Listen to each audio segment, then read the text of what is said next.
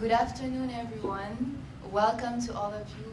Thank you for joining us today for this launch event of our joint report on social media platforms regulation and the rule of law. I am Olivia Schluch, Program Manager at the Konrad Adenauer Stiftung, Rule of Law Program Asia. The Konrad Adenauer Stiftung is a German political foundation and is affiliated with the Christian Democratic Union, CDU. We are operating in more than 100 offices worldwide, and we are having projects in 120 countries. Our mission is to promote democracy, peace and justice, freedom, the rule of law, and political education. I'm today specifically representing the Rule of Law Program Asia.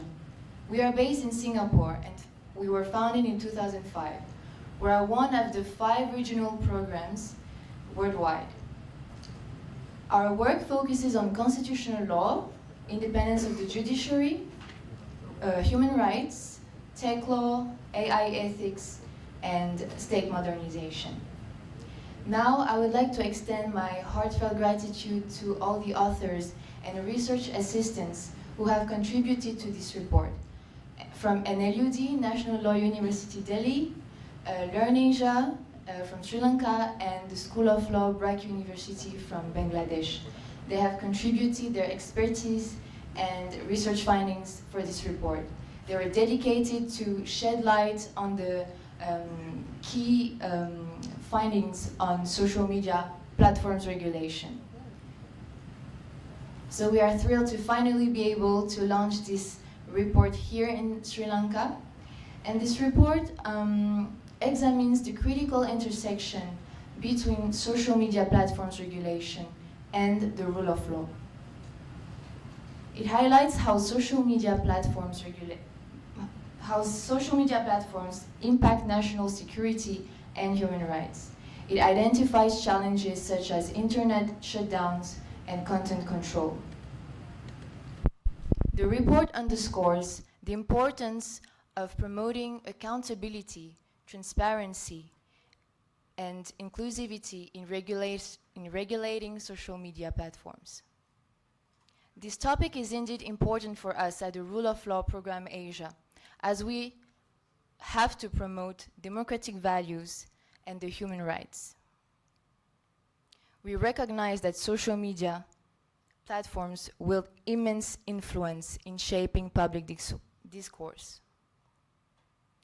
In fact, the regulation of social media platforms has emerged as a pressing concern and has far-reaching implications in South Asia and even in Europe.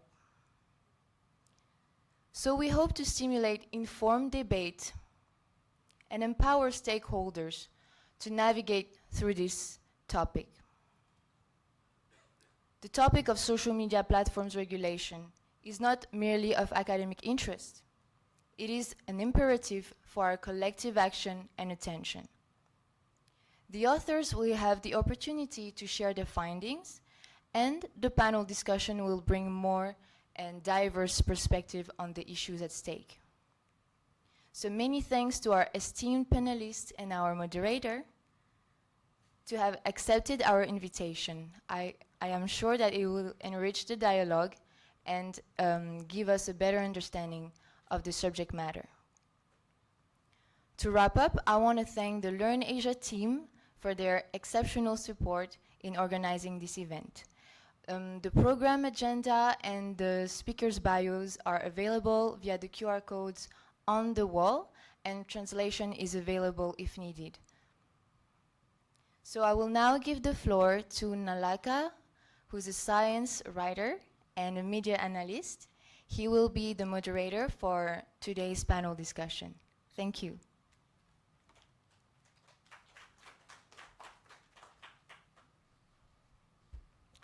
Thanks, Olivia, and good afternoon, everyone. Let me begin by inviting our 6 panelists to join me on stage, and then we'll continue.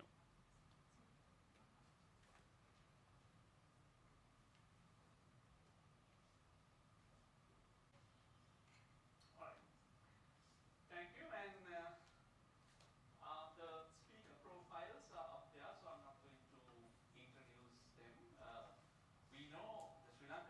audience know our Sri Lankan panelists very well, and we welcome our colleagues from India and Bangladesh, and we look forward to listening to you, all of you, and to our engagement with each other and with myself. But a couple of opening remarks, if I may. We've all been hearing about regulate social media for the past decade or more in this country. The first I remember was around 2012, 2013, when a former president, or actually the then president, called it a threat to national security. Of course, as usual, no evidence given. These are statements made, claims made.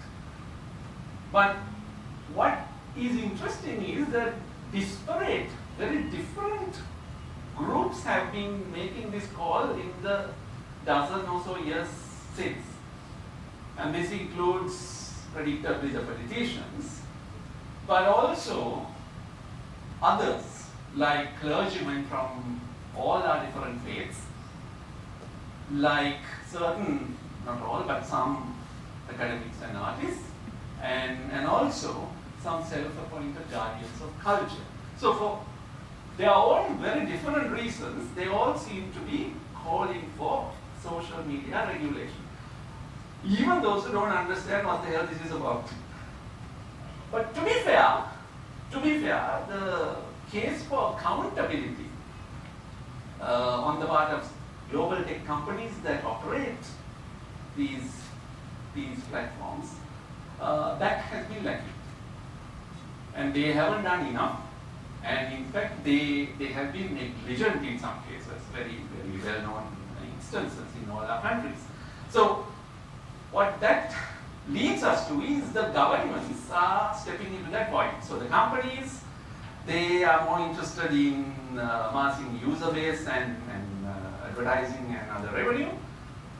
The accountability is not as high as it should be. The governments, they step into the void because there is also a societal demand. But as we all know, and as I'm sure the lawyers on the panel would agree, statutory regulation is a blunt instrument at best. Now we begin, although today's discussion is primarily about statutory regulation, we acknowledge that there are other ways of responding to complex social problems, like challenges thrown up by social media. Educational responses and digital literacy, user responsibility, all these things are there, available as other responses. We might talk about it if we have time, but primarily our focus is statutory regulation because that's the main premise of the book.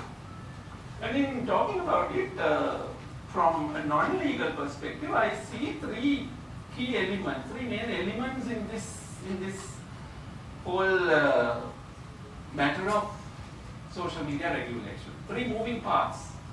One is the technology and their providers. So that evolves fast, and companies also keep rolling out new services and products. The second element is the market. And that's all of us, individual users as well as institutional users.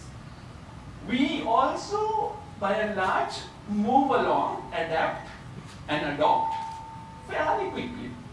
The third element is regulators. Our governments usually lag behind by a few months to a few years, and often when they do respond, it's very clumsy. So these are the three elements that come together in a discussion like this.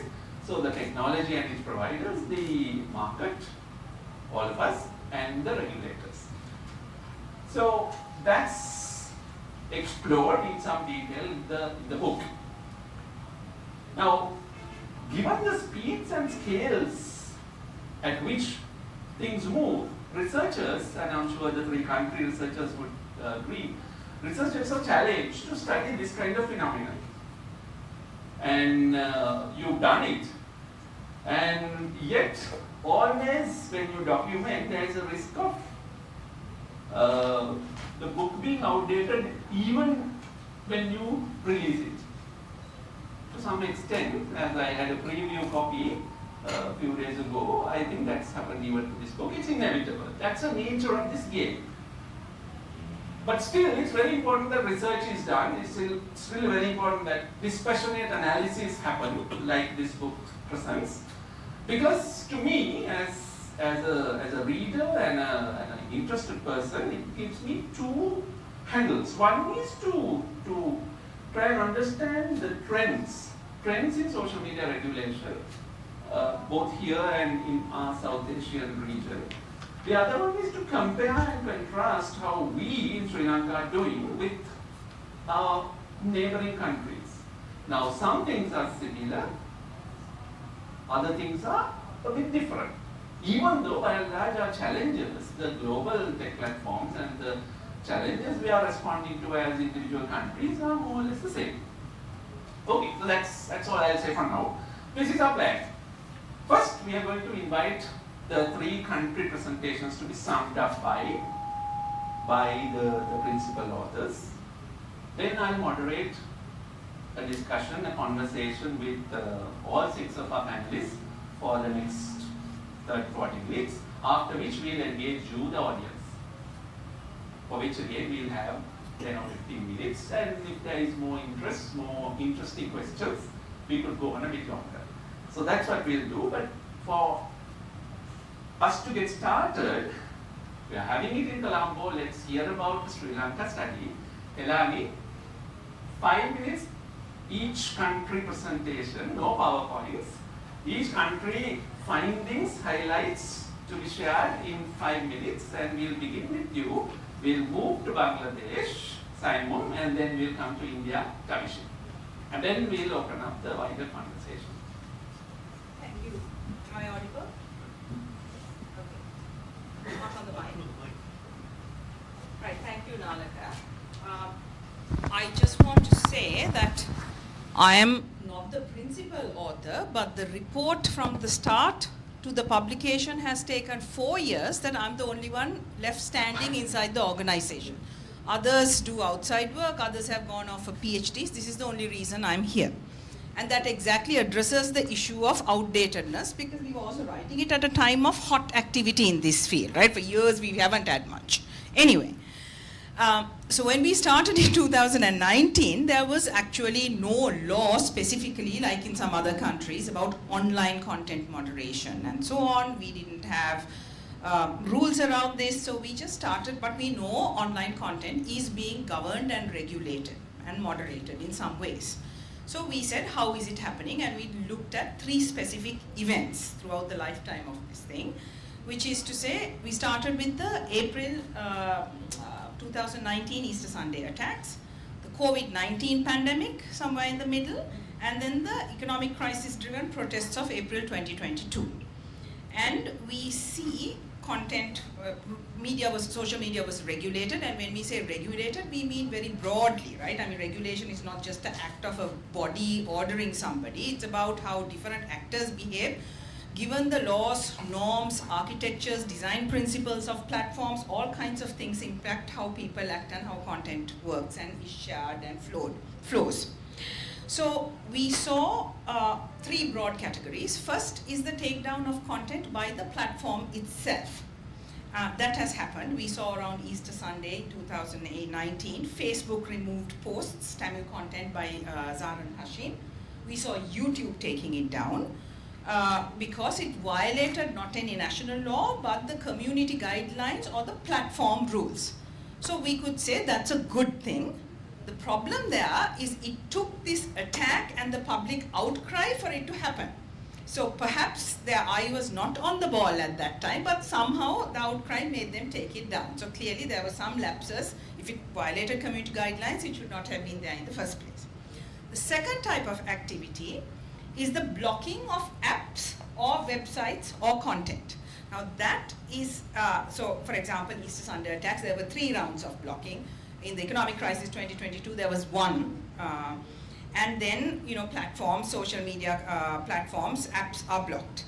The legal basis for this was cited as the Sri Lanka Telecom Act, a particular section that allows the interception of telecommunications messages subject to an order from the minister in charge.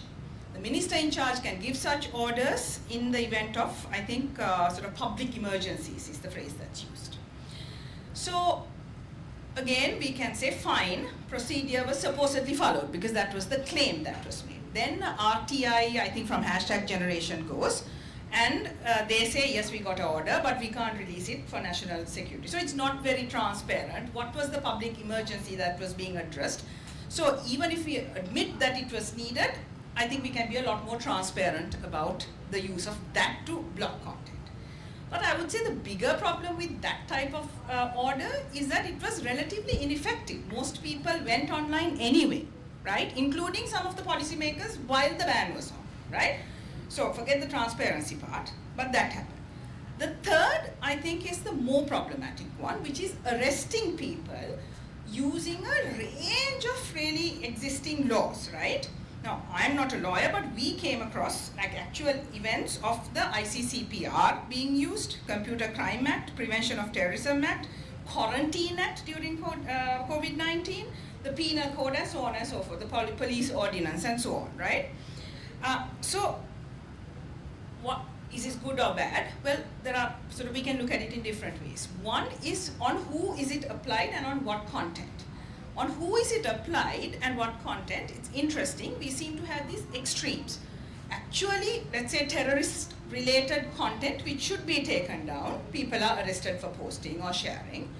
But on the other hand, people who are speaking out against terrorism are also arrested, right? And everything in between, including some teacher who said President Gotabaya Rajapaksa had COVID-19. She was also arrested, right? Second, there seems to be who is offended by this. It seems the majority religion and the government are the most offended, and therefore we are quick to jump at it. Whereas similar speech by offending majority religion monks are left online. You could compare word to word, they are as incendiary. So who does it target is a problem. And the arresting actually doesn't seem to solve the problem because it doesn't hold muster in courts. In fact, the courts make good decisions, right? And say, you don't have evidence. You can't take this person to court on this. So in fact, the intended effect is to silence somebody for about 3 months and maybe silence them afterwards for much longer. And then it's a signaling mechanism. And into this horrible situation comes our Sri Lanka law, which I'm sure we will discuss, which misses the opportunity to correct a lot of problems. It's an unnecessary law, doesn't learn from all the bad laws, even doesn't take the good parts of the bad laws of other countries. So I'll stop there. Thank you. So that's the Online Safety Act that was passed in January. We'll come back to that. For now, may I ask Saimum Reza from the School of Law at BRAC University, tell us in 5 minutes the key findings of the Bangladesh study. Okay, thank you. It is an honor and pleasure to talk in front of you. I represent the School of Law. It is not only me, my dean, Professor Shamsuddin, and 3 other researchers, Nafisa, Mosabbir, and Raihan. So we all were reviewing the Bangladeshi laws regarding the social media and the regulations. So the legal references and instances are mentioned in the report. I will give a summary, but at the same time I'll point out to some of the contexts. If you go through the report, you will find that the security is the main focus of this regulation. Why the word security came? From Bangladesh context, we can say that you can remember the war on terror. So back in 2004-5, our government had the agenda of strengthening the capacity of the law enforcement agencies to fight the terrorism, and under those policy from our Western friends, they received sophisticated softwares and hardwares. Those were surveillance softwares and hardwares. Those came as development aid. That was the irony. Okay. So this is how the surveillance on cyberspace accelerated in our country. And back in 2005, we had bomb blast in 63 districts at the same time in Bangladesh. And the next year, we got the first law that addresses the internet. It is called the Information and Communication Technology Act, ICT Act of 2006. And there was a very notorious section, section 57. So we make a joke that from mental to dental, any aspect, you can name it, you can criminalize. So the laws were very vague and broad, and those were abused, especially targeting the human rights defenders, journalists, activists, academicians, etc., etc. Thank you, Saimum. We'll come back, I'm sure, to these thoughts again, especially the very resonating thought you mentioned there about the silence of friends. Yes, I think we can relate, all of us can relate to that across South Asia. Tavishi from the National Law University in Delhi, please can you share with us the highlights of the India study? We do realize that India is in a league of its own, both the user base and the complexity, but right now, let's hear that in 5 minutes, if you can. Thank you so much. I'll just briefly start by giving an overview of the scope of the report and the India chapter, and then 3 key findings.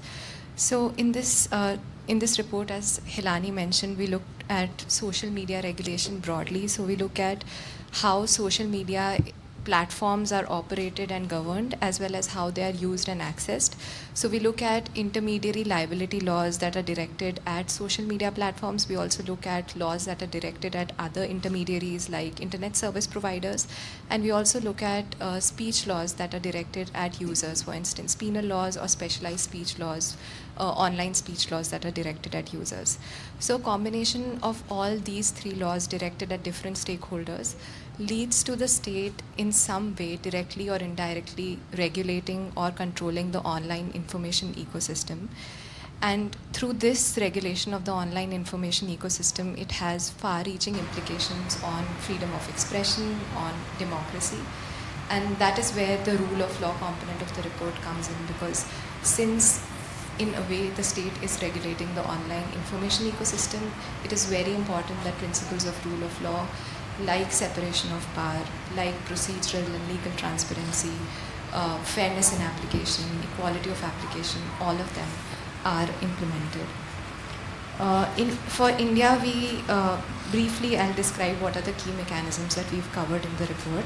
So we do look at safe harbor protection, intermediary liability, but for now, just to summarize it quickly, in India, the key mechanisms that are frequently operationalized by the state to regulate or control the online information ecosystem is internet shutdowns, which include partial or complete disruption of the internet.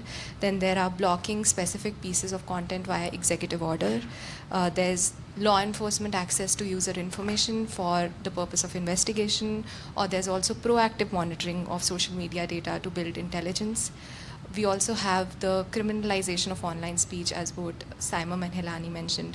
We mostly have penal provisions from existing penal code in India that's being used frequently to criminalize online speech. We do not have many specific online speech laws as of yet.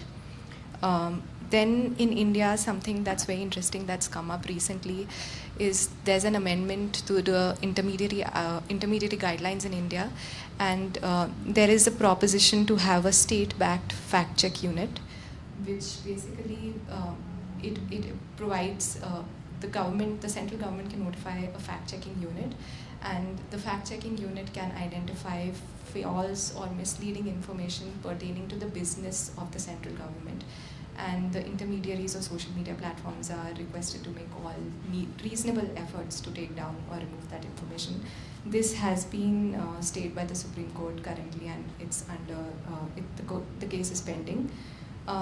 Then we also have whistleblower disclosures. We have the Facebook papers leaks that showed how there are informal mechanisms of control of the content moderation operations by the state. So there are media reports of closed-door meetings that happen between the state and platforms, and there's also indirect influence that happens on platforms' own content moderation.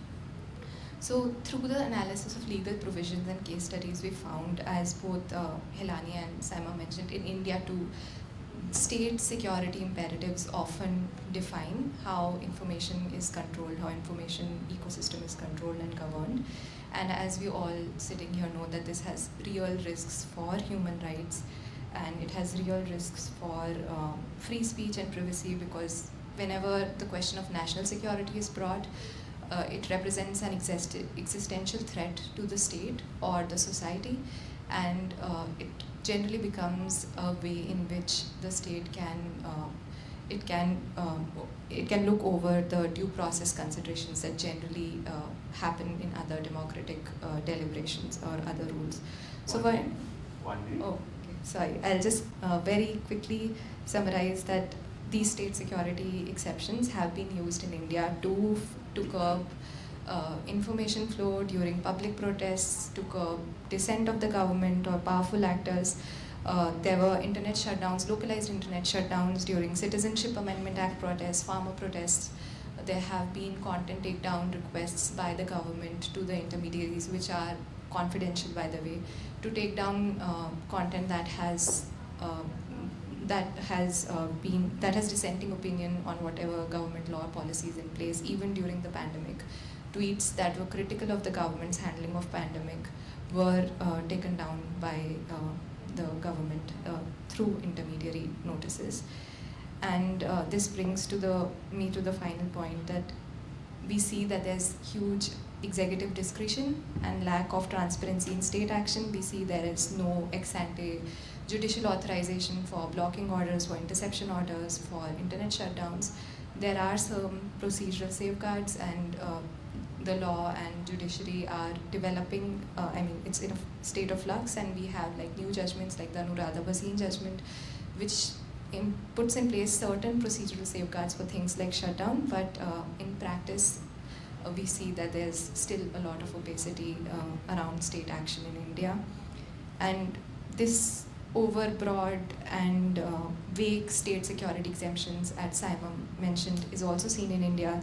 There's this lack of adequate parliamentary and judiciary oversight, and this leads to curtailing of permissible speech on one hand, and on the other hand, we see that real issues of platforms, opacity, and these laws do not actually challenge platform power, platform design in any way, and it is difficult to ensure systemic changes in how platforms are operationalized or hold platforms accountable for user harms through this approach. Shall we stop there?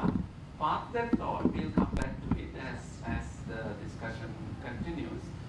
So what I'll do is I'll ask a few questions which I have shared with my panel a couple of days ago, and some questions are open, like any one of you can jump in. Others I will aim it at a particular panelist for the first response, and the fellow panelists feel free to then add. So we can be very informal about it, but at the same time I want to keep exploring a few facets of this large topic. May I begin with Helani? As clear from the three country studies, and as many of us know or feel about it, our choice seems to be a very stark one. On the one hand, we have the global tech platforms that are not very accountable, not very transparent, but now we have come to rely on them so much. So on that front, an or less than satisfactory service provider, yet we are hooked on it. On the other hand, we have our governments that are less than liberal or increasingly authoritative, do not like citizens to speak their minds, and are bent on censoring and controlling. Now, how do we balance? What's our choice here? What's the trade-off, if any, in responding to this scenario? I think the way you ask the question is part of the problem, because it looks like there are two things that we need to balance. I think this is one of those, the term I think is a wicked policy problem. Complex social, economic, political interdependencies where there is no 1-0 correct or wrong answer. You just have better solutions and worse solutions. I think that's the first thing. Second is what is the problem we are trying to solve. It's not that misinformation, disinformation, hate speech exists, that has existed. It's just that technology increases the scope and the speed at which it's propagated, and therefore we just can't handle it through the existing mechanisms. So we need to recognize that technology is part of the solution as well, right? To understand how fast and what story is spreading fast, the scale at which information is being created, to scan all of that is not possible without technology. Now, I don't mean technology as only owned by the platforms, by the way. I mean very broadly technology. Part of that is, of course, the platform provider, the Facebooks and whatever, because they understand virality, but they don't understand when things move from their platform to the other. So that's why I'm saying broadly, we have to have technology as part of the solution, right? Then we need to look at an ecosystem approach. You're not going to like my answer, right? There's no one cute thing that we say. Law is one part of the solution. Platform providers who monitor, use technology solutions are part of the solution. A civil society that is engaged in fact-checking and holding the tech companies to account is part of the solution. Our open data so that we can actually fact-check, because how do you establish truth without actual data that we can now interpret? Government is responsible for that, private sector is responsible for that. Open data, mechanisms for accessing such data, whether it's RTI law or those. A pluralistic media environment where there's funding and competition among media houses, and where somebody pays good investigative broadcasting and media is part of the solution. Educated public who can also understand how this political economy works, how information is spread, how deepfakes are created, and might think before forwarding is part of the problem. So I think we need to think about information ecosystems. In the report, we are talking about this balance of one party versus the other. There are many other parties and many other cogs in this wheel. Absolutely, fully agree. Even though I kind of asked an apparently binary kind of question, just wanted to get your take on it. Others, what are our choices here? I think at least in Sri Lanka, we passed the point where we could any longer argue, look, we'll self-regulate among users and between the users and platforms, the government stay out of it. We could say that until a year or two ago, but the real misusers, abusers, and real issues are there.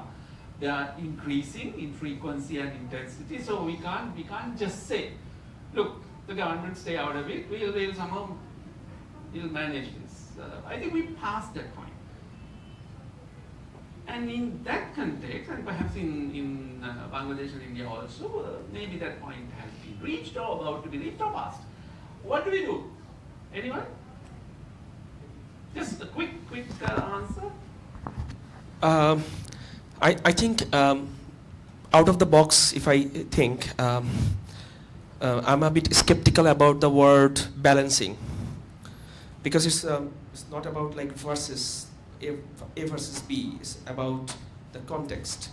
So do you see the freedom from security context, or do you see the security from freedom context?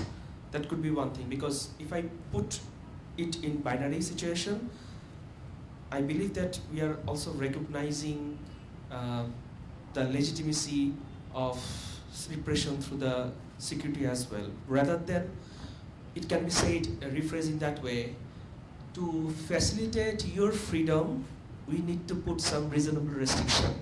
I'm rephrasing that way. Saritha? I hope I'm audible on this mic. Just for me as a researcher, and then also sort of doing some of the advocacy work around legislation like the OSA, something we've realized at Hashtag is that what we're dealing with is two monopolies that seemingly compete with each other, but they're not. They enjoy a very symbiotic relationship. So you have the state, which has a monopoly on violence, and in Sri Lanka and in Bangladesh, India, also a monopoly on the information ecosystem. Increasingly, we see the way states use technology, use this information ecosystem, right, to keep a polity quite uninformed, misinformed, disinformed. Then you have tech companies that by de facto have a monopoly on communication, on expression. All of us use WhatsApp, all of us use some form of technology, and they're all owned by a few people, right? So these often states like to posit this idea that technology is the boogeyman, that's why we need to regulate it. And what we're seeing increasingly is the convergence between these two monopolies in a very dangerous way. I think we talk a lot about multi-stakeholderism, and in particularly in 2023, you had the UNESCO guidelines coming up. And that process was extremely dissatisfactory to a lot of people in the global south working in this process, because that's where we saw that unfortunately what could have been a space to actually address the concerns that were raised by people in the global south, that process actually facilitated that convergence to get a little closer, because one of the recommendations was states might bring in regulations. But what do you expect? UNESCO is an intergovernmental organization. It's a cartel of governments. They have priority regard for the member states. The rest of us may go and observe and contribute, but the states have the say. I agree. I agree. I mean, I'm also not saying that there's no perfect solution. I'm very much with Helani on it. But I think it gets easier to look for, I wouldn't say smaller solutions, but more realistic approaches when we understand these things as two monopolies that often converge. That either monopoly wants us to believe are antithetical to each other. That is a problem, and that's by design, and that's deliberate. So, especially with the OSA, pushing back on the OSA also meant telling, communicating with bodies like the AIC that your responsibility, your duty of care, first of all, is to your user base, people who use your technology, not the states that are already trying to regulate on it, not the states that already have a proven track record of human rights violations. So I think our pushback needs to be driven along those lines, in addition to actually building trust with people. States don't care about building trust with people, because when you don't build trust, it's easier for you to put in draconian policies and say, you don't have to trust us, but we want to protect you, right? Yeah. In fact, I want to come back to you. Now, stricter laws are being promoted, marketed, and finally adopted in the name of safeguarding vulnerable sections of society. Now, in the case of, you mentioned OSA, which stands for Online Safety Act in Sri Lanka, passed by our parliament in January, that was very much marketed, including during the parliamentary debate, to safeguard women and children.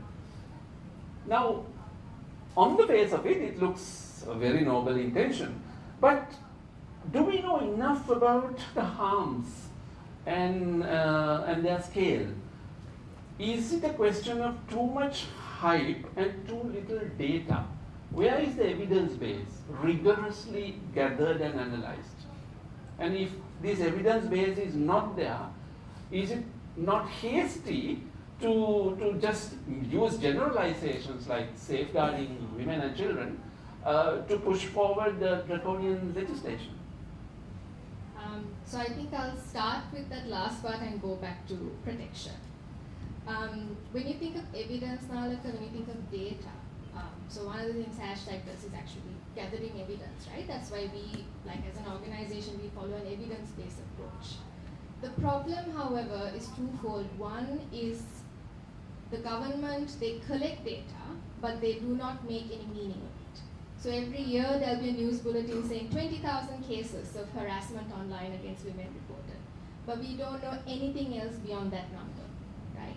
And we don't make meaning of it, we don't care to. And a problem there also is that data is still not considered, and again, deliberately, not considered a public interest or for the public good. It's just numbers.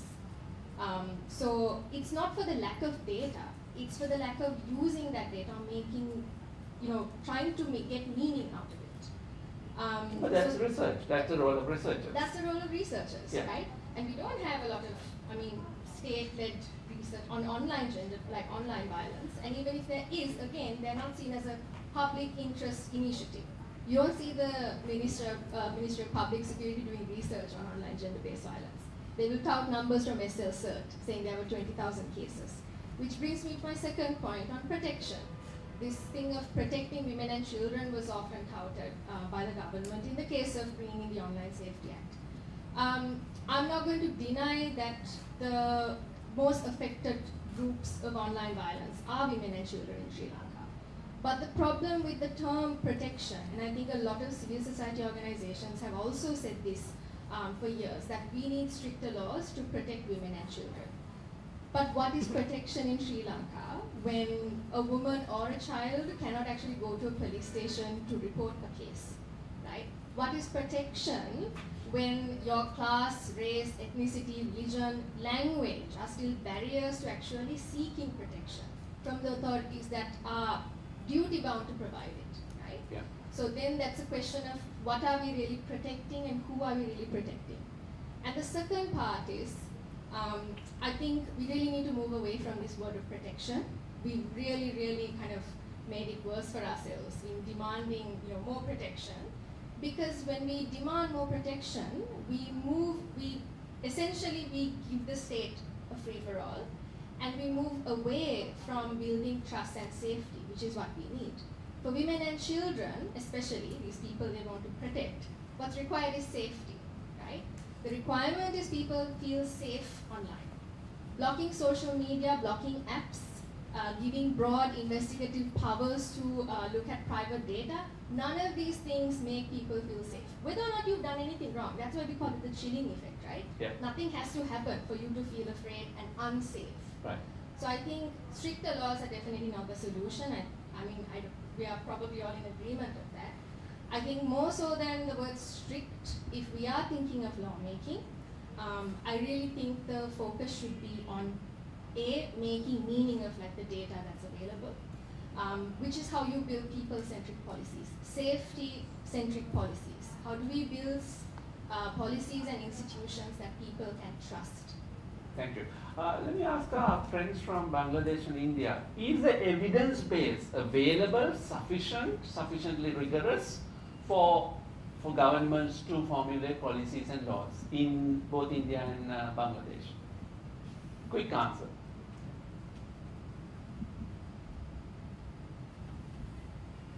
I think with respect to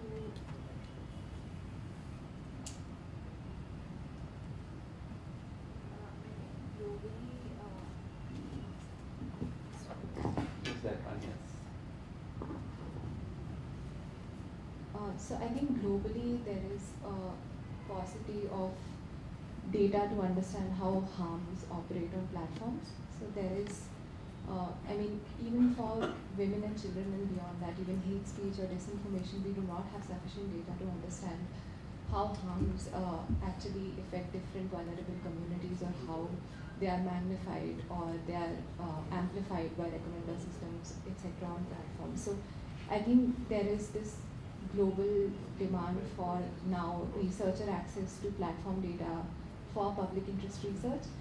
And I think in India there isn't many conversations about it yet, but I think soon all developing countries in the global south will catch up, because there are conversations in Europe, there's a law in Europe now, and there are conversations in countries like Brazil.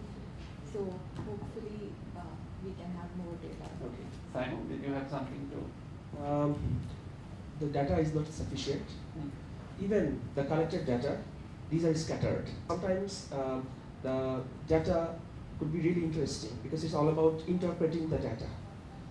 For example, in my personal research, when I collected data from the judiciary, we found that it's not the journalists or human rights defenders who are mostly affected. It is the very ordinary people who have been the subject of the Digital Security Act. Why? For example, I have personal enmity with you. So I filed a case against you that you said something defamatory against me in Facebook.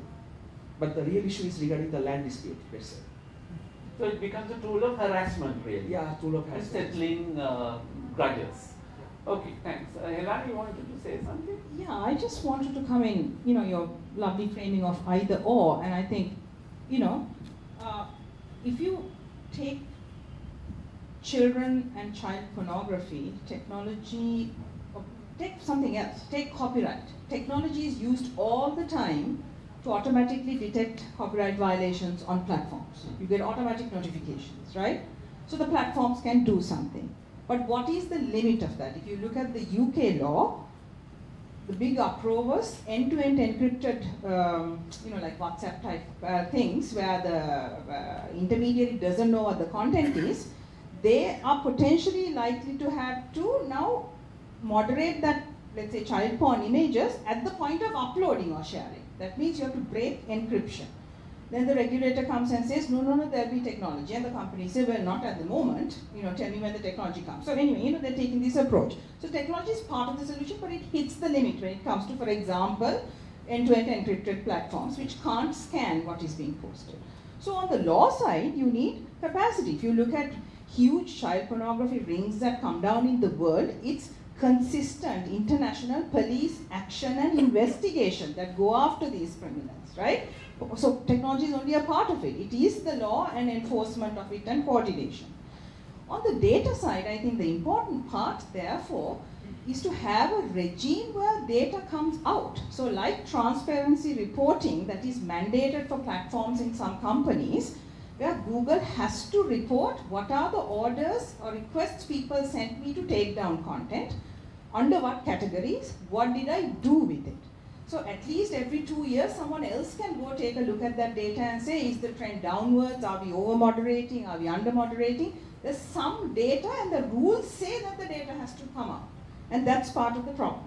Second part of the ecosystem we need is, so, okay, now we realize maybe we are over-moderating because the companies are giving the data and it looks like, what do we do? How nuanced can we be about changing rules? I mean, the laws don't change in reaction to these little changes every few years. We don't have that kind of mechanism for consistent, responsive rule making, right? So that sort of like, that's why the law approach is not going to work. The blunt instrument that we were talking about. Yes, Bhavani.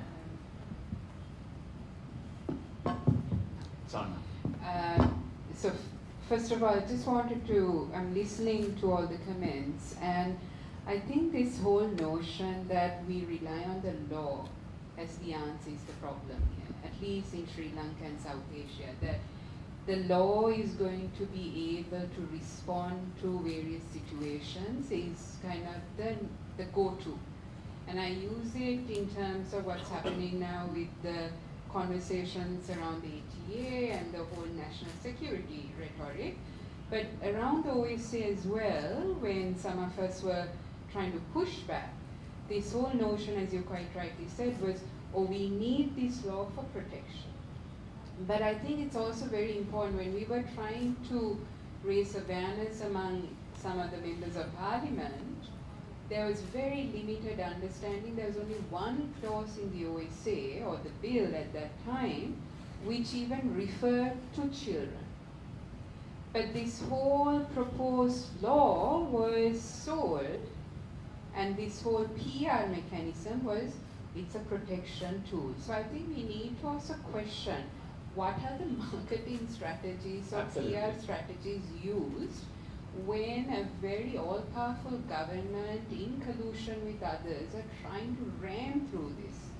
And I think we can get to the critique of the lawmaking, but we also see this happening with other laws like counter-terror or anti-terror. So we had this whole initiative with the counter-terror in 2018, which stopped after the Easter Sunday attacks. Now we have the anti-terror. I think there needs to be a bigger critique. What is the law trying to do? And whose hands are the law going to be used? By whom is it going to be used? So the OSA, I mean, it's for online safety, but there is a very powerful public security minister in Sri Lanka. This is very much Sri Lanka specific. And that's the ministry that has been pushing it forward.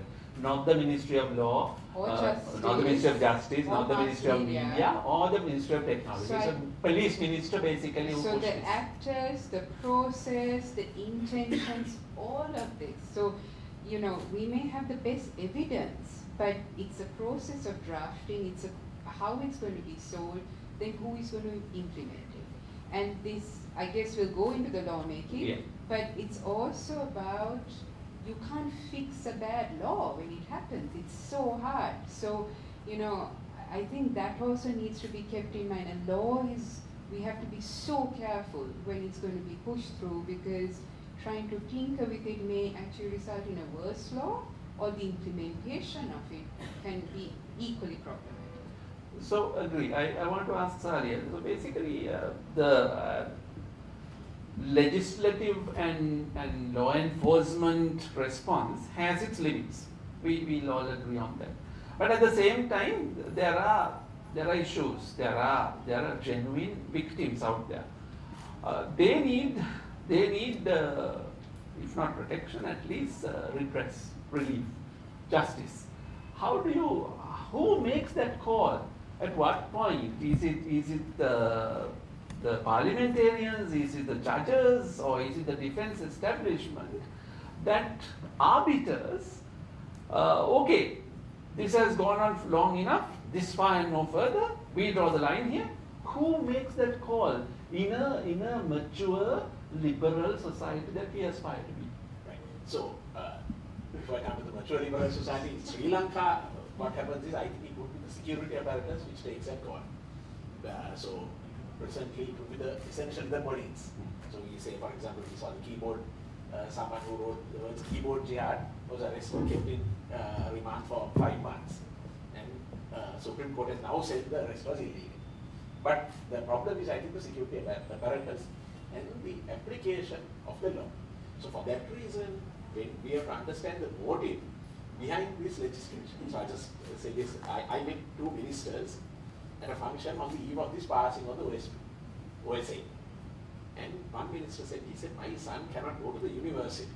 I am being attacked. Look at all these people attacking us on social media. So their concern ultimately on the OSA was not the protection of women and children, but protecting themselves. So that is the problem. So sometimes we try to apply, we say Singapore has a law or UK has a law, but even good laws in Sri Lanka are not applied there. And that's because, and that's the other crux of this study, is rule of law. Our rule of law standards are nowhere near the UK's.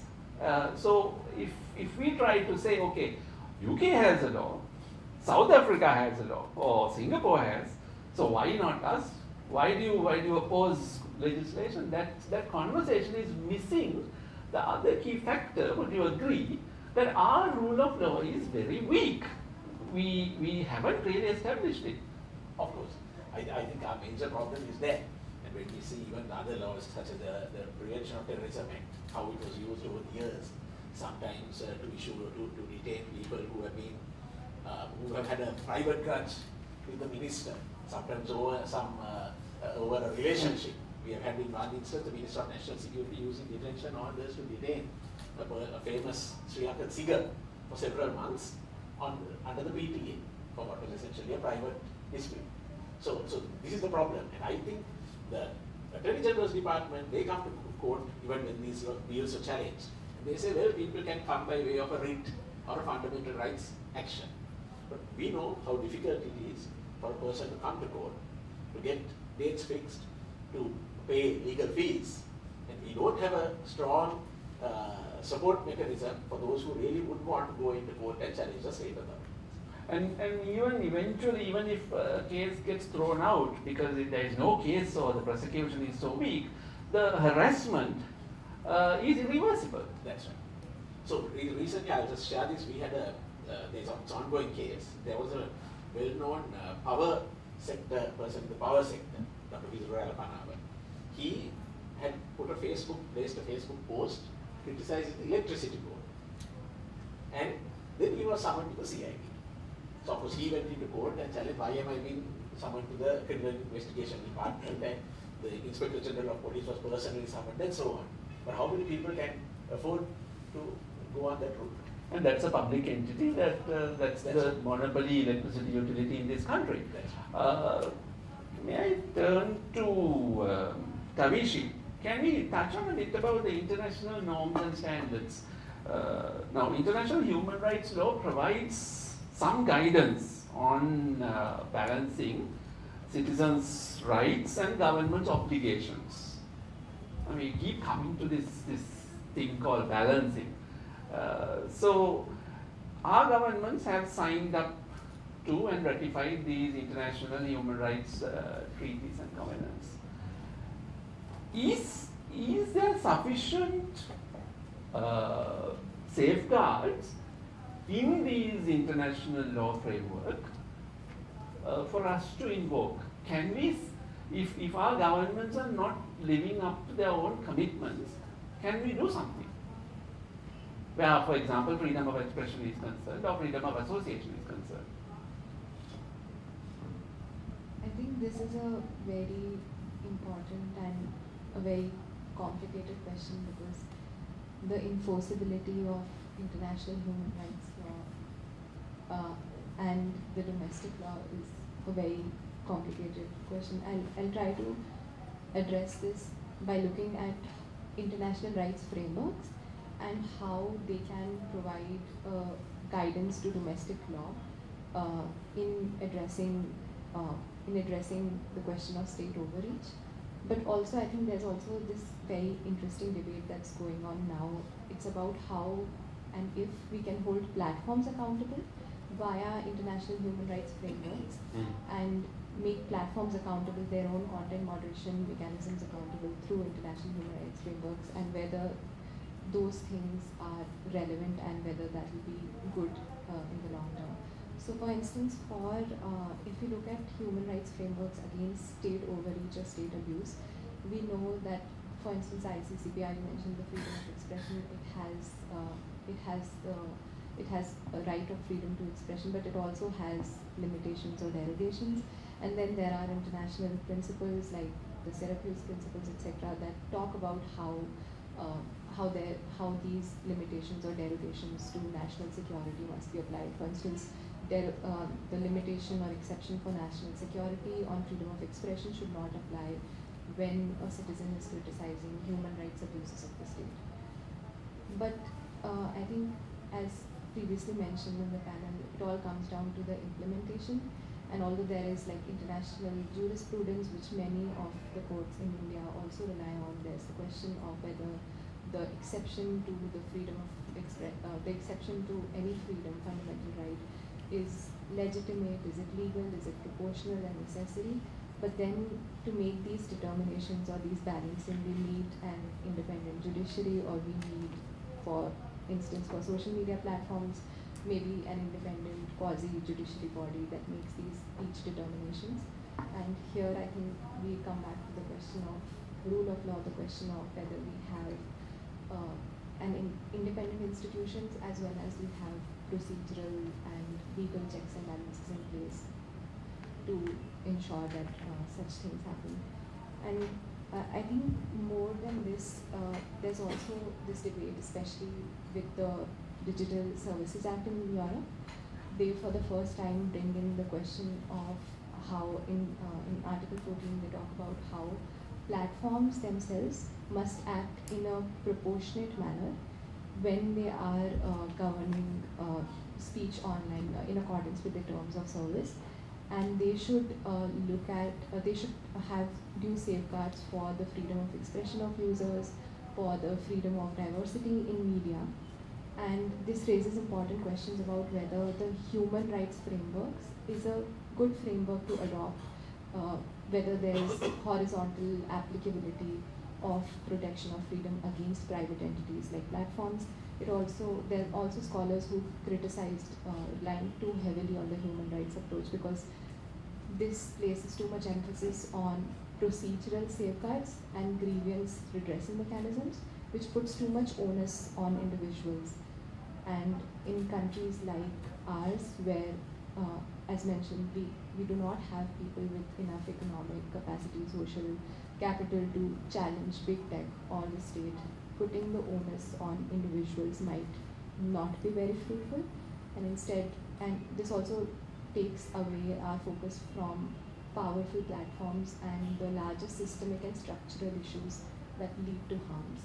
Yeah, agreed. There are issues of structural asymmetry, issues of agency or the lack of it. I mean, these are complex. Saimum, before we go into a little more on how South Asian governments make laws, the report somewhere acknowledges the need for rethinking platform regulation. So quite apart from what happens in country at the user end of this conversation, also globally the need to make platform regulation better. Whether it's through the international human rights framework or some other as yet undefined framework, that conversation has been happening. For example, at the UN Internet Governance Forums for the past 20 years. The report says it expresses serious concerns about how governments are responding, and I quote, especially in countries that have fragile political systems, weaker rule of law, or political violence. That kind of describes most parts of South Asia. So, platform regulation. What are the advocacy positions we can take from the global South, as we all are, for platforms to better regulate, be better accountable? Okay, it's a very tough question, because when it is about the platform regulation, the thing is that the nature of the internet or the cyberspace is not like the two-dimensional or the physical space, like you make the law and it will be implemented. The regulation in the cyberspace could be different, like regulation through the algorithms, or maybe privacy by design, etc., etc.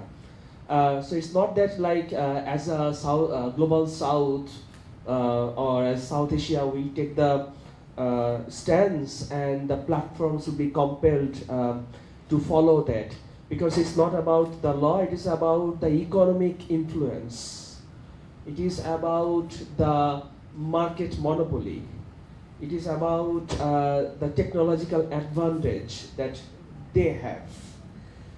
And also, if you look into, if I borrow from Tavishi, the implementation of the international human rights principles, it started with a big flaw. We have the rights without the remedy. Coming back to the platform regulations. Yes. The platforms, like we have public international law, we have private international law. The platforms are more interested into arbitration, into like business disputes, rather than going through the human rights principles. So I think we can also think about that private international law perspectives, maybe using the WTO dispute settlement mechanism, maybe the arbitration mechanism. Those could be alternative ways to dispute settlement, because it's at the end of the day, it is the business. Yeah, also, but those are we're companies. talking about a mosquito negotiating with an elephant. The asymmetry is so vast. Can we engage them, let alone have success in negotiations? So this is why I think advocacy positions have to be smart and take account of the reality of the asymmetry. Sorry to interrupt, but I want to keep going. Come back to that. So that the challenge of how do we regulate these platforms collectively as a global South, how do we hold them to account, remains. That the challenge remains. We can't solve it today or in a hurry. But coming back to making laws, drafting, discussing and passing laws, I think that's a big part of the problem in South Asia. Let's take the Sri Lanka's most recent example, that's the host country, the Online Safety Act. So it was gazetted in September last year and then passed in Parliament in late January this year. So there was about a 4-month period in which interventions procedurally given in the Constitution were possible. And my colleagues here, Saliya, Bhavani, Saritha, all tried to challenge, to question, to engage the process for a better outcome.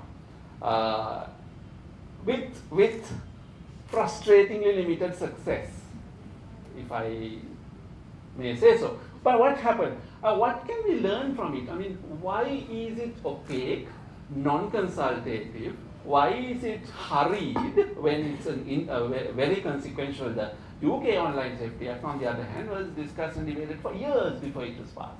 We had 4 months. 4 months, including the judicial process. Commence thoughts quickly. how can we make things better? Not just for internet and social media regulation, but generally about lawmaking. So maybe it sounds very depressing, but maybe I'll say something positive. Is that it's not always been the case where they've rushed through like this. We look at the RTI Act, we look at the Data Protection Act. They took time. Honorable exceptions. Exceptions, very rare. But those were processes that we, even during the OSA, the bill stage, kept referring to, that you can take the time, make it inclusive, make it transparent. But I think it also then goes back to who's driving it, what's the intention. And the OSB, the Online Safety Bill, when it came about, it came with other proposed laws. It wasn't an isolated one. I think that's something important to, what is the architecture you're looking at? What are the frameworks, other frameworks? So we have the OSA and the proposed anti-terror law coming around the same time. Now, again, one needs to look at why one passed very quickly and the other one has actually stalled. So that's where the success is. And before the panel started, Helani was saying it's very depressing. I would beg to differ, because while the OSA was rammed through, we did get some things that we need to hold on to. So the lawmaking process, I mean, both Saliya and I we were in court challenging. And there were so many, 46 petitions were filed in the Supreme Court. That needs to be recognized as a very high number of individuals being very concerned. So even though there's very limited discourse, the fact that social media reported on it alerted people. People were worried as to what that could mean. But unfortunately, the politics is that the government had the numbers and they ran through. And some of us who engaged in parliament, that's why I started laughing, as Saritha and I had a briefing to opposition members of parliament, in parliament. And the levels of ignorance was, and this was on the eve of the debate. They had no idea what this meant, how it could impact. So what we did was, we did social media polls using their statements saying, if you make this statement after the OSA is passed, they're going to come after you, which alerted them, unfortunately a few of them, and they were in the minority. But the lawmaking process on the whole, when it came to the OSA, was so problematic because the structures in place, the systems in place worked for the government and the power elites, and they were able to ram it through. But this is why I say but, the ATA that would have also gone through the same path stopped because, and that's where the checks do matter, the ATA is in line with trade preferences the EU has. And so there was international pressure, international instruments, the ICCPR in question, that was used to say, look, if you pass this, your trade agreements could be impacted. So I think some things worked to stall it. It could get rammed next week, I don't know. But so far it hasn't, the Anti-Terrorism Act.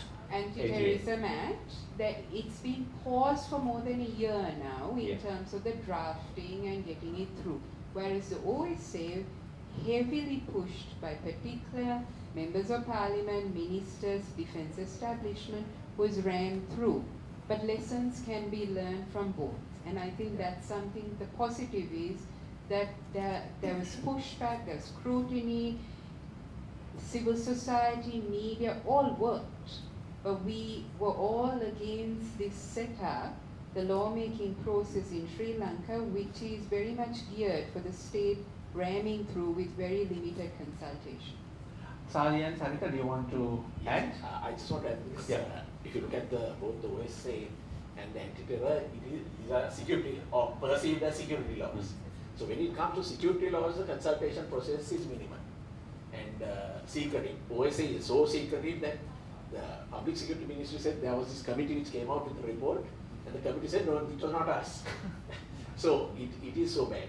So I think that is a major problem. On the other hand, if you take some other legislation like the Companies Act, they took about 10 years to pass it. And they will do all the consultation, but they don't feel that pressure. but the so-called security laws, they feel that there is pressure. But I want to add one more thing, and that is where I think that some sectors in our society have failed us in respect to this legislation. And I want to specifically pinpoint on the corporate sector. I think the corporate sector is really, even though the Online Safety Act may very well affect certain businesses, so on, if these platforms pull out, the corporate sector was silent so much so that some leading telecommunication people in the sector were saying, no, this will not harm them. So they take a very selfish position. They are not interested in the broader issues of democracy and the rule of law, and that is, I think, a stumbling block. I share your frustration. I mean, I was involved in the advocacy against the OSB, the bill, and the IT sector, both the domestic industry and as well as the internationally engaged IT sector was not really mobilized. The professionals were not, the companies were not. They just thought it's somebody else's problem. Sadly, it isn't. Do you have something to add in terms of OSA and the lessons for better lawmaking? I think we just need to get new lawmakers. We'll have an opportunity in the next 10 to 15 months. Hopefully. One thing I really realized, and I'm such a newbie to these processes, so that was quite an experience, and that's what Bhavani and I had a little giggle because vivid flashbacks to what that process was like. I think the problem is also when you don't have lawmaking bodies whose legislative prerogative is actually to make laws in public interest. I think that's a big problem in Sri Lanka, and it has been for a while now. We hopefully have elections coming up. And I think if the OSA did, I mean, there was not much we could do to prevent it because I think the government was very determined on passing it regardless, despite the public pressure, despite the sort of very public dissent. So I'm also hoping that the public also takes notes when it comes to appointing your legislative. How do you actually appoint people who have your best interests when it comes to lawmaking? Because our lawmaking tradition, legislative tradition, I think has eroded, and we know there's a massive erosion in public trust. So I just want to end on a hopeful note that we are seeing some turns in this tide, general, status quo. And I'm really hoping it keeps up some momentum, at least to a certain degree. I know we shouldn't be settling for incremental things, but we have to be realistic as well. So I just want to end it on a bit of a hopeful note. Cautiously optimistic, I like to say. Yes. One last question to all of you before I open up to the audience. That's about a trend we've seen in recent 10-15 years is that sometimes there are timely progressive laws adopted in developed countries. And we have the same set of problems. So what our governments often do, what our lawmakers often do is they do the lazy way out, they copy and paste without adapting to the local context and realities. So whether it is Germany's NetzDG law or Singapore's POFMA, just to name two, these have inspired or largely these have been copied, sometimes large chunks of it, in our part of the world. This transplanting without consideration for the very different rule of law realities in our countries is problematic. How do we guard against this? Any one of you? I mean, this copy and paste business. Yes, we can learn from international good practices, but copy and paste is so not the way, right? Let's start with Saimum. We had a very funny experience in Bangladesh. So the retired bureaucrats who are serving in different international NGOs, they are actually, we found that representing the foreign governments and their business agendas. So it's not only the government, it is also the other stakeholders who has vested interest into the laws of your lands. So it should be transparent, open and public. Otherwise, in the back door, these things will be happening. Right. What do the others think? Helani? I mean, I think there is a capacity issue here as well, which is, okay, there's an interest issue, I think, which Simon is trying to say. We saw with GDPR, Sri Lanka's data protection law, which, is laudable in many ways, is also hugely costly, and we are not sure whether most of it is implementable and whether the state will have the money and the capacity to fund even a data protection authority, a proper one, right? But it was driven by, in part, business interests, because they need equivalency tests to deal with European outsourced data handling and so on and so forth. So that worked. So interests are different. And interests aren't all bad. Sometimes interests can be good. Exactly. So we got one. And it also had these little tweaks that we made. We cut and pasted, but we had little tweaks, like we did away with the registration requirements, which is again unimplementable, for all data processors and so on. So we kind of nuanced. Now on the online safety bill, one interpretation is we didn't have the capacity to actually pick the right paths. So like NetzDG in Germany, I would argue, didn't create new offences. It took existing, illegal speech in the existing law and said, companies, just implement the damn thing, because you haven't actually been implementing the law and taking down content that's already illegal, right? Now, what we could have taken that approach, because we were already moderating content without this new bill. We could have said all of the laws that exist, companies, please just implement it and take down the content. That's not what we said. We created new laws like ill will against classes, and I don't even know what these things ridiculous word. Right? Yes. Yeah, right? Like I hate purple people, so I have a class problem with them. Anyway, so that's one. We could have looked at Singapore, which, again, these are problematic laws. We could have looked at Singapore and realized that they don't just say that criminalizing the speech, taking down that content, and blocking that user is the ultimate aim and putting him in jail. That's not. In fact, there are 6 or 7, if I remember, types of directives that can be given, right? The simplest being asking the poster or the creator of the content to put a redaction or to say, I was wrong, this is not correct. Okay, carry another point of view alongside. Right. That's another. No, just to say that it has been identified. Yeah. Then you can ask the platform that carried the content to say this content was wrong. You can ask all platforms to say that content, etc., etc. It's only the 6th or 7th where you say you have to deplatform this content provider or you have to block. So, and then in fact the analysis so far shows, there's this really nice where they looked at every single order given by the POFMA. The website is called POFMART, by the way, right? Like if you've been POFMART, all the orders are online. And it actually shows that the majority of the directions were given at the softest level, which is, please say that your content was wrong, right? So it's really interesting. Now we could have learned from that, because that's public data. We didn't, right? So is it a question that we just had low capacity people doing this? That's one positive interpretation, because we can solve the problem of capacity. The cynical interpretation is they knew exactly what they were doing. They wanted to criminalize speech that criticizes them. Speech I don't like is illegal. I don't care about what you don't like. So I don't know. I think the truth is probably somewhere in the middle. Right. Anyone else who wants to respond to this copy-paste business, or we can engage our audience? Yeah.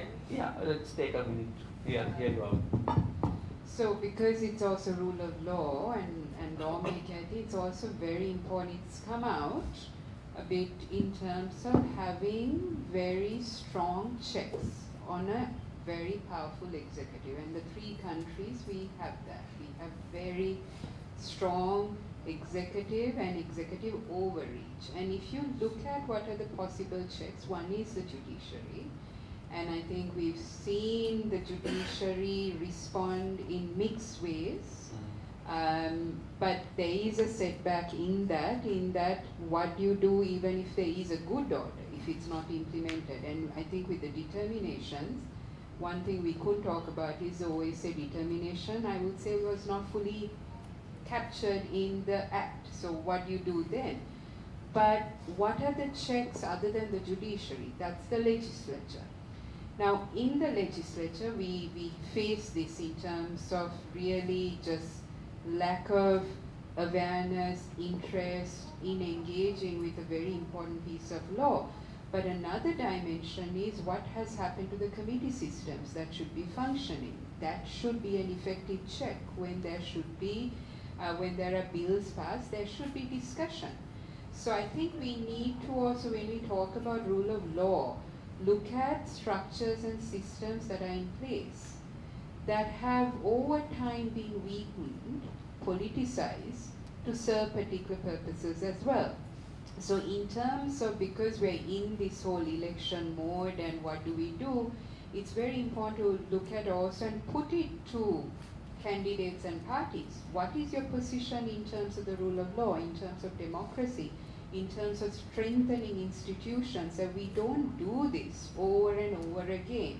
Because if they bring another bad proposed law, which is very likely to happen, we can't all keep running to court and putting things online and trying to educate very bad members of parliament. We have to have systems that are able to withstand pressure, withstand the pressure from different entities, including private actors, defense, various actors, there's a plethora, and ensure that there's continuity, there's stability, that separation of powers is very much the norm, that it's not one entity that controls lawmaking and democracy in a way.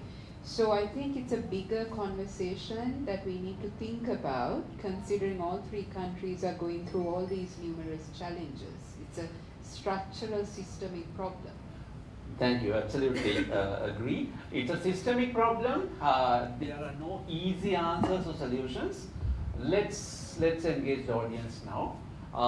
And what I'd like to do is take a few questions, and then let's try and have a couple of rounds of responses. A show of hands so that I can kind of send the mics. There are mics that are coming. So who would like to ask questions? A show of hands. So far none. Yes, so we have one gentleman over there. Anyone else? Yes, there are two. Okay. Can we send the mic to the gentleman here who put up his hand first, and then we'll come to you, sir. Thank you. I'm just wondering, having a read of Rohan Gunaratne's, in 2003, he released a book on recess attacks. And he says the genesis of all of these particular acts which are coming about was from the committees that looked into these particular things. So you have the online safety, you have foreign interference, which is now named differently, different bills. But coming back to it, look at the particular argument that I want to see is, they say the theaters of war, or when it comes to ISIS, the theaters have expanded. It's no longer contained to a particular territory. So now there was a large amount of radicalization, all of this which took place within social media spaces. And like you pointed out, what is the accountability that the private sector has now? So Saliya would know when it comes to human rights, it's a state. The state owes you the obligation. So I can't take a private sector person to a fundamental rights challenge. So in such a situation, what would be a proportionate, like say, response, and how should we go about it? So definitely, there will be some sort of regulation that will come into place. And also, just if I could just go. Okay, but I think these are bigger questions which tangentially come to relate to our topic. Let's try and remain focused, because otherwise we can go around, exploring everything. True, at the end of the day, everything is connected to everything else, but social media regulation and the rule of law, these are the two spheres that we are exploring today. So your question, I think, is grasped. It will be responded to, but can we ask the hand that was up there? Yes. Thank you.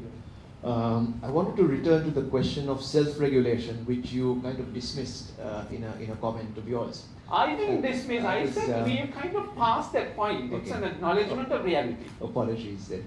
But I just want to return to the question of self-regulation. You know, the Sri Lanka Press Council has tried it through the Press Complaints Commission.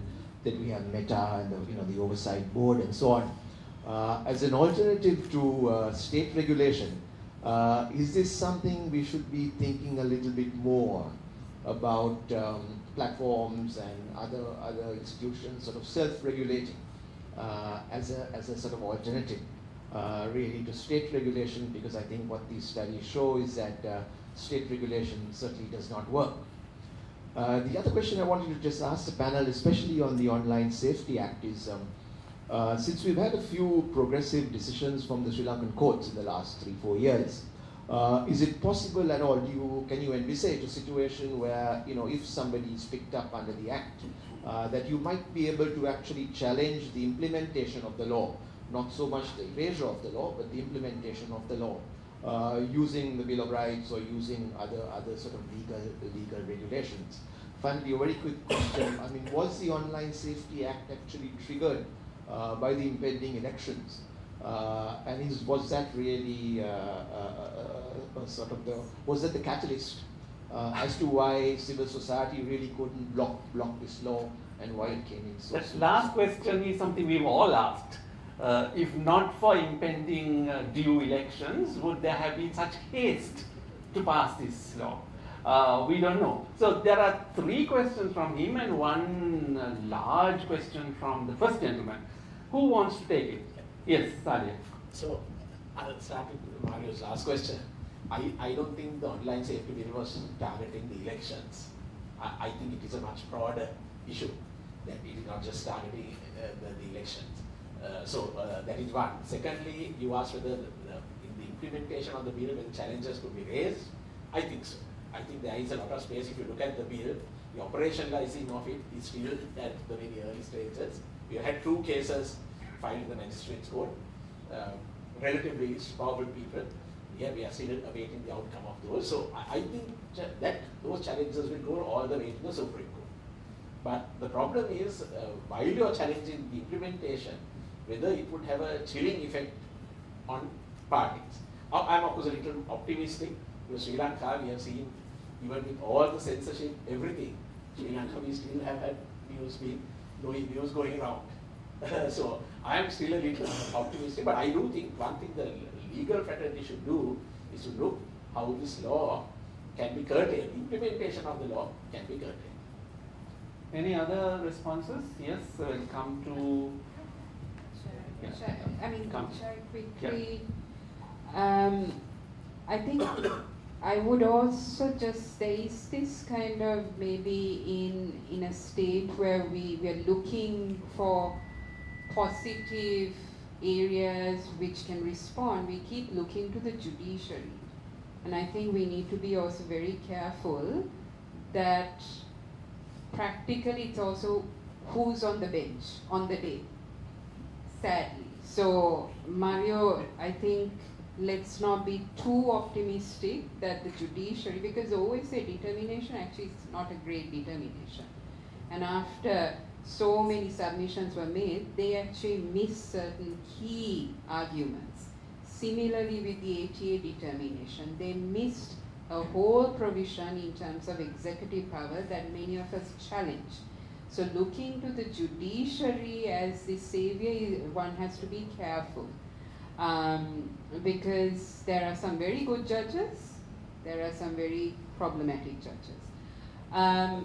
That said, I think the point about I think one thing we need to be very aware is that there are a whole spate of other laws that are in the pipeline.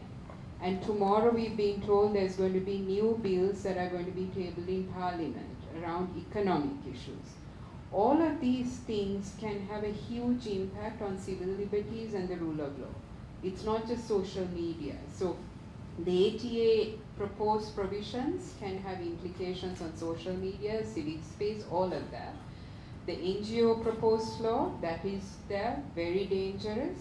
But all these other things, like I think Asela flagged this to me, the amendment on the telecom bill, which has very problematic vague terminology, the cyber security bill. So there's a whole spate that could come very quickly that we need to be mindful of. But let's not think the judiciary is going to save the day when it comes to determinations. I think fundamental rights applications have been, some of them have been very good.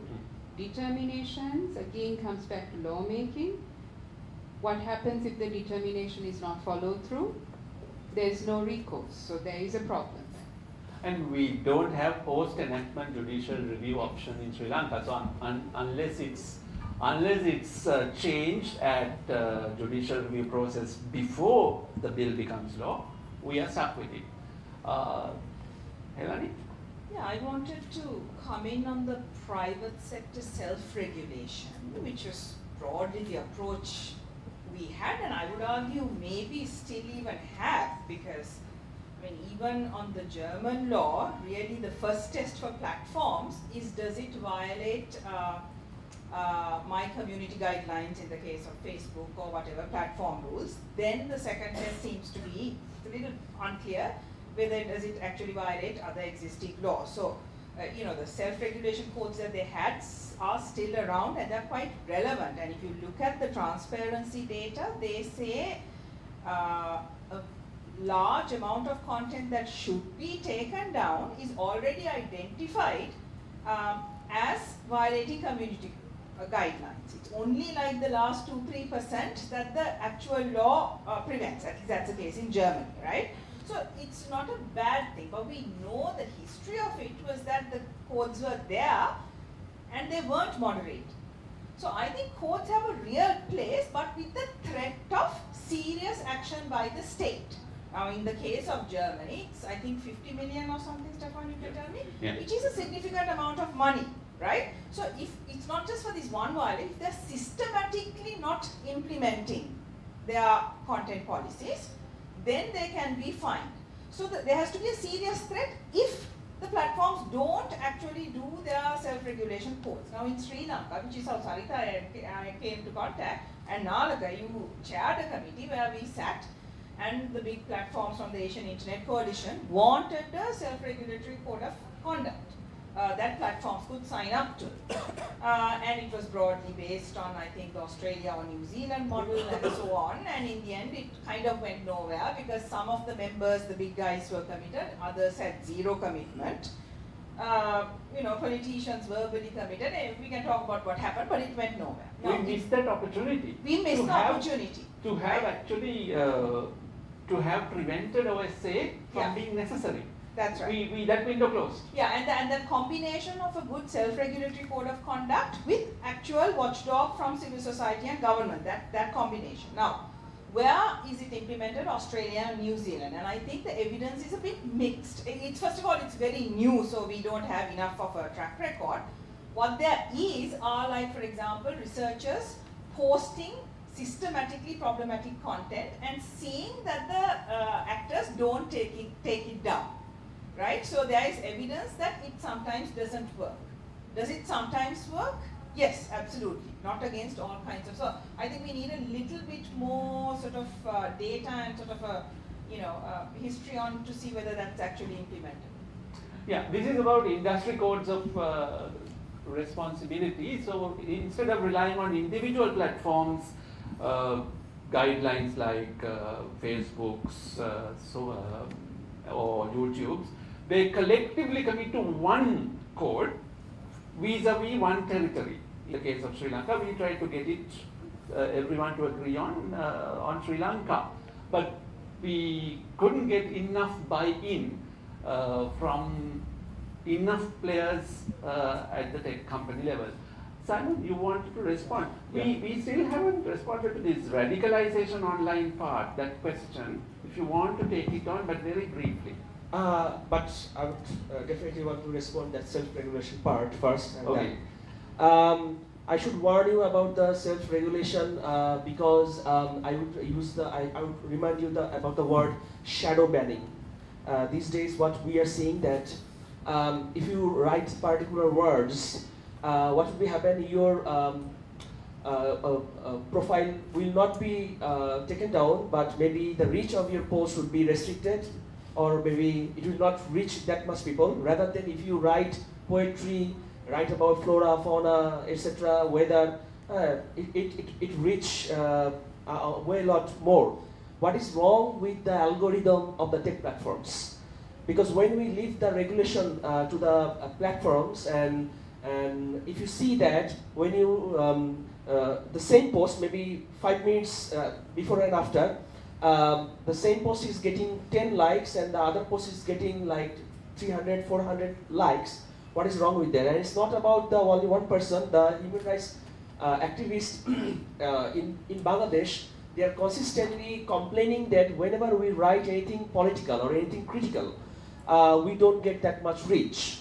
And we are very much aware of the large language model and the processing of the data. What kind of classifier the tech platforms are using in their algorithms, they should disclose. Because we also talk about the AI transparency and ethical AI. Maybe we should bring that perspective, and if it is like different types of regulations, then it will not be standardization, and that will create another problem. So that is the first thing. And regarding the radicalization, I'm not sure whether I understood your question properly or not, but one thing I would like to say that don't forget that technology is not neutral. The technology has nudging effect. So the way the products are designed, it actually, these are designed to regulate and change our behaviors. The same person in the physical space can behave completely different in the cyberspace. I'm a teacher, university teacher. My student who is very shy in front of me in the class could be a completely different person in the cyberspace. And from our experience, we know that back in 2016, we had an attack, terrorist attack in Holy Artisan Bakery. And those young kids, they were involved in that attack. And they were groomed by ISIS online, not physically. Okay, so this radicalization is happening. And they were not madrasa going students. They were from very affluent sections of the society living in the very posh areas and English medium going students.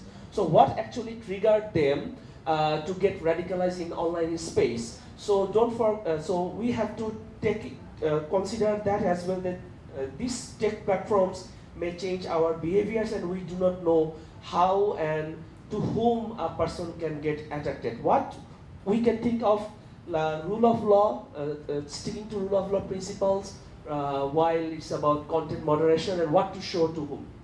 Thank you. So I learned about shadow banning. Yes, Saliya.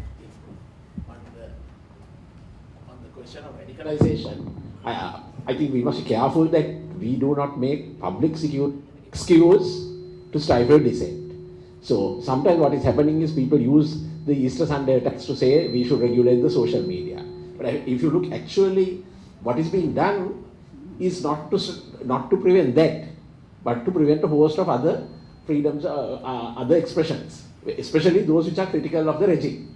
So I think that we need to be careful. And not to say that there is no radicalization online, but we should not allow that to be made an excuse. Yeah, that's why we need our advocacy positions to be finely calibrated. There is a saying, be careful in what you wish for, especially in public. Because it can be twisted and given back to you in a completely unexpected form. Helani, related point? On this election point, I agree. I don't think this has to do with elections, but we know when we look at takedown orders from consumers and ministers and everybody in the other countries, elections are when you get the largest number of requests and the largest number of takedowns, and then it goes down. The good news, however, in the countries that do publish data, over time, people stop complaining. So the requests for takedown have come down consistently, per month, per day, etc. So there's some little glimpses of hope, right? So when we have this, we'll probably have a lot of takedown orders. We're also in election year. Hopefully in 2 years, we come back and say, we're only getting 1 request a month to take down content. Yes, let's take another round of questions, starting with Rifty, then who else? Yes, 2 hands there. May I start from that end and then come to you? We'll take all questions and then turn to the panel. Yes, we'll start from you. Mic to that end of the audience, please. This is going back on protection, which was discussed the panel before, with the impending implementation of OSA and the Personal Data Protection Act. How are these two acts going to coexist? What does it mean for the general public in Sri Lanka? It's very general. I'm sure there's many facets to what might be the outcomes. Okay, next one. Can you pass on the mic, please? I have two questions. The first is on the Sri Lanka absence of post-legislative review. But I had done this post right after the determination, and that subsequently that the amendments did not reflect the determination. There was a view by this judicial expert saying that, that goes into the constitutionality. It is not post-legislative review. It can still be gone back to court and you can challenge it. There were talks like that, but it just died a natural death. So I want to explore that to see what the panel thinks on that. That's number one. My second question is to Tavishi on Shreya Singh's judgment in 2015, which is found place in the book as well. So post 2015, which it was highly lauded and everybody spoke about it, everyone in the region knew about that decision. But 3 years after that, there was this research workshop that I attended, which categorically laid out that despite Shreya Singhal in 2015, police have consistently been using IT Act 66A to penalize people, and they were still using the very same provision that was struck down. So on one hand, we have Sri Lanka, where we talk about not having post-legislative review, but then there is post-legislative review in India, where again, despite having judgment, Supreme Court decision striking it down, we still have examples of it still being used. So what do you think about that? Okay, pass the questions, please. Let's take Rifty's question. Can we get a mic across here, please? And yes. Yeah, my question is, there are some commissions, for example, RTA Commission and Data Protection Commissions are established after the Act passed. Like that, this Online Safety Act also, there is a commission also want to set up. So in that court cases also we have discussed about the commission members. So now still not appointed the commission, but some cases also filed in the magistrate court. But in the RTI and some other ACTA, it's a totally different. We can't file a case through this. So what's the difference? What do you think on that? Okay, so we have 4 questions. Shall we quickly, among the panelists, can we respond? Saritha? So I'm going to try to tackle your question on protection when it comes to how they're going to apply or balance between the OSA and then the Personal Data Protection Act. First of all, I can't actually fathom what that might look like if it came to that. Second, I think it's hard to foresee too far into the future when it comes to the application, because one of the things is that we don't have an Online Safety Commission yet. So we really don't know the full gamut of how this law will be applied and sort of interpreted and implemented. But I will say that at the end of the day, the way laws are implemented in Sri Lanka, particularly things like the OSA, unfortunately are going to be in the interests of the state and then also powerful actors with proximity to power, right? And if you read the OSA, really what you see is one of their priority areas. One of the things that keep repeating in this law is national security. So that national security, we know in Sri Lanka, is a trump card for anything. Anything goes. The minute you say national security, you are not allowed to say anything back or do anything back, because then it's out of our hands. So really, I think it will really boil down to the sort of system and the people in this system who will implement it, and the weight they will give to this term of national security when they implement something like the OSA, particularly because it also has sweeping powers that the minister has to appoint experts to investigate devices, which is directly antithetical to the provisions in something like the Data Protection Act, and that is extremely concerning. But again, I think it will really boil down to the prerogative of whoever is in charge of that, either the ministry or who will be in the Online Safety Commission. Because when you think of data security and privacy, I think these are the two bodies that are primarily responsible. So because we can't look too forward into the future, because I'm not going to comment a lot on the current system at hand when it comes to the ministry, and then we don't have a commission yet. But things might change depending on what changes in those structures. But for now, I do have a very honest feeling that the sort of trump card of national security is going to take precedence, especially because we're in an election year, especially because we're still in the middle of an economic crisis, especially because there's mass erosion of public trust in the legislative, the executive, and all branches really of this country. So national security is something they've been impinging, like harping on since they brought this law to the table in September. And I do see that threat sort of continuing in its application.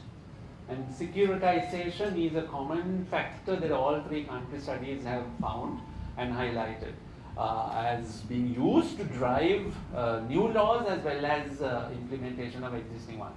Did your question get answered also in that process, what Saritha said? Okay, Saimum? And then for Tavishi, there was a very specific question for you. As per the political system and government system of Bangladesh, the judiciary can review the law and can declare a law as void and null, but it cannot create the law. It is the parliament, the legislature, who has to create the law. So if you find conflict in two laws, like for example, we have Whistleblowing Act in 2011, but we have like Cyber Security Act of 2023. The problem is that you can do whistleblowing, but if it is derogatory, then you will be the subject of the Cyber Security Act. Then, so the judiciary can at best declare any of the provisions void and null. Then the problem is that you need both the laws sometimes because there are real threats in the cyberspace. So unless and until we have a properly functioning, robust legislature, a robust parliament, I don't see the alternative is there. Because judiciary itself or the judicial review cannot do that much. So the political system has to be robust. And regarding the securitization, at the end of the day, it is the political will of the leaders. But the thing is that do the leaders listen to us? It is we the people, we have to figure it out how we can compel our leaders to listen to us. We the people have to figure it out. Mark those words. Tavishi. Very quickly, I think you rightly pointed out that even after the Shriyan single judgment, there were a lot of cases being filed under Section 66A by law enforcement globally. In fact, I think in the past 2 years, I think in 2021 or 22, PUCL, Public Union for Civil Liberties, appealed, they filed a petition in the Supreme Court talking about the large number of cases, and there was a direction from the Supreme Court to immediately stop prosecution and to stop registering cases by law enforcement under Section 66A. But I think it, as you pointed out, it points to a larger systematic problem where even when the judiciary strikes down a law as unconstitutional, on the ground you see that people are still being harassed by it or being held even under trial for such cases, because it talks about how the criminal justice system is overburdened, and it takes a lot of time for the cases to reach even the local court. And although such cases will not stand the test of judicial scrutiny, but even that long period that people serve as an under trial, that is a tool of harassment that plays out locally in the hands of powerful people.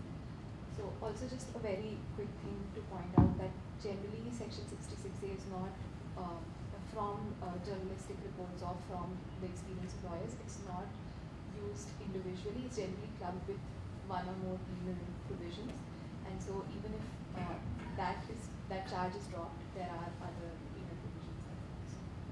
Thank you. Any other responses to these questions? Keep coming in. Yeah, very quick, sir.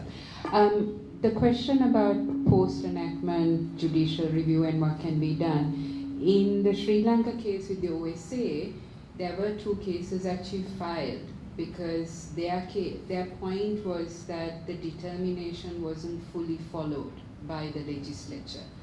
And there were some very interesting arguments. Unfortunately, it goes back to who hears the case. And that's why I said I'm more cautious about the Supreme Court, because the same justice who gave the determination heard the case about the determination not being followed and threw the case out.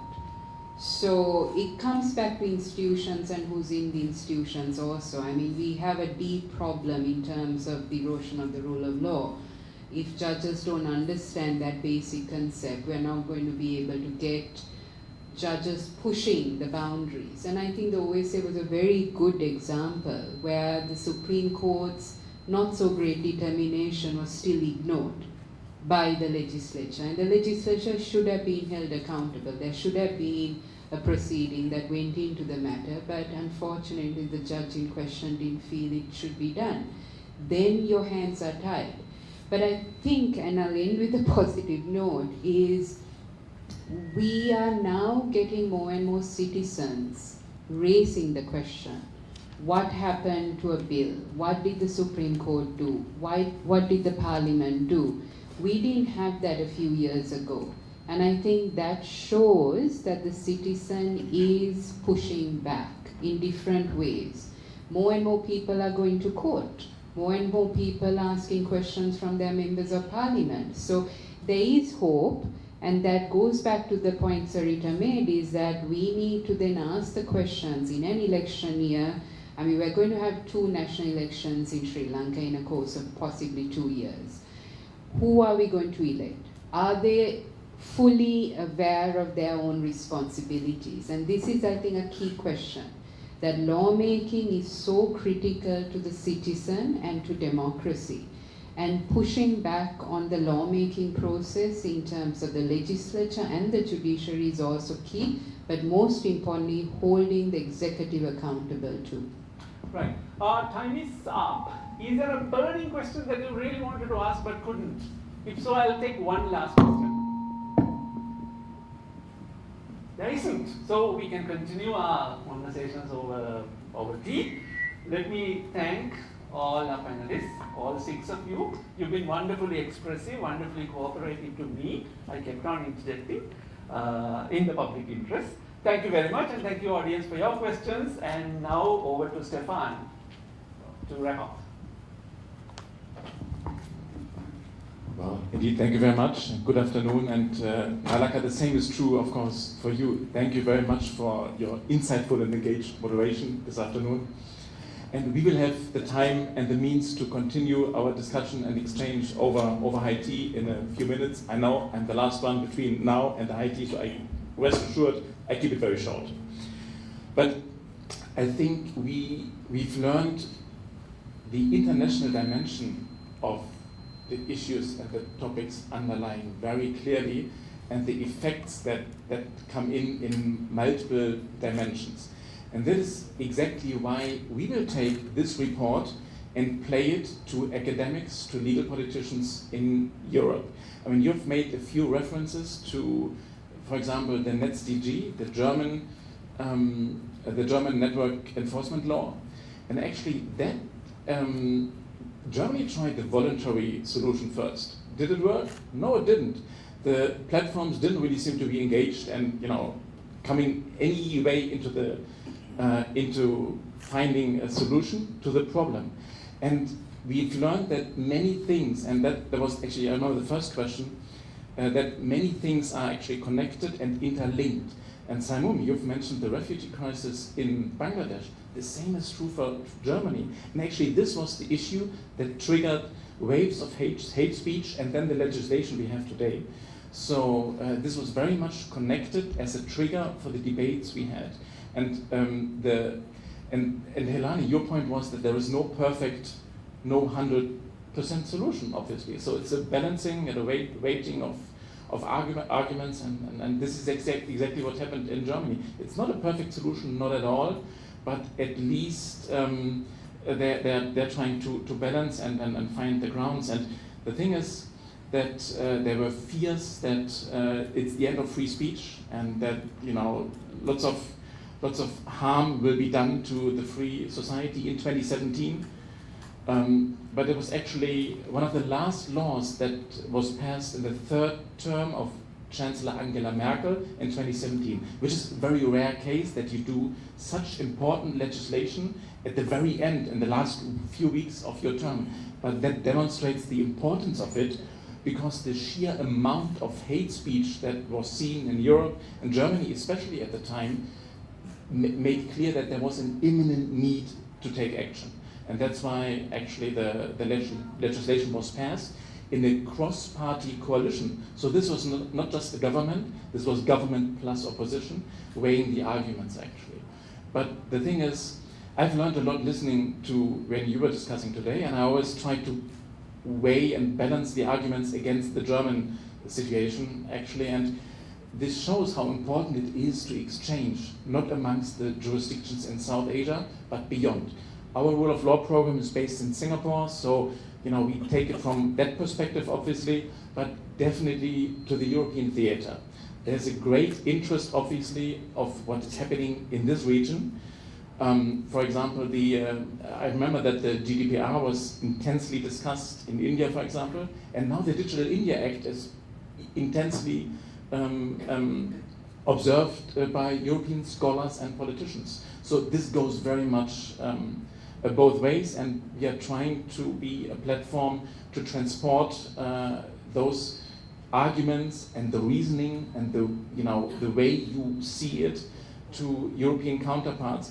It is important for business, but not only for business. It's important for the academic world, for the political world, and of course, last but not least, and actually it's most important for civil society, to see and to have stronger engagements and stronger exchanges. And this is why KAS got engaged in this project. And Helani, yes, it took quite a number of years, more than 2.5, 3 years of intense work actually.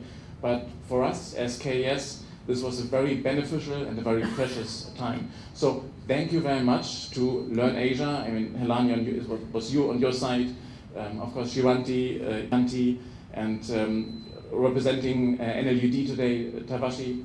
And of course Saimum for BRAC University, and KS in Singapore. So this basically consortium worked hard over the past 2.5 years. And on our side it was Olivia who did the welcoming remarks at the very beginning in the past month to wrap it all up and to make sure we are here where we are today. So thank you very much for all of this, and we on KS side are looking very much forward to stay engaged in this and to stay connected to you and to do follow-up for this project, because as we also learned today, this is not only timely, but it will stay on the agenda, on the legal, on the societal, and of course on the political agenda. So again, thank you very much, and let us please continue the exchanges and the meetings over high tea just around the corner. Please join us, and please follow us for some further exchanges. Thank you very much.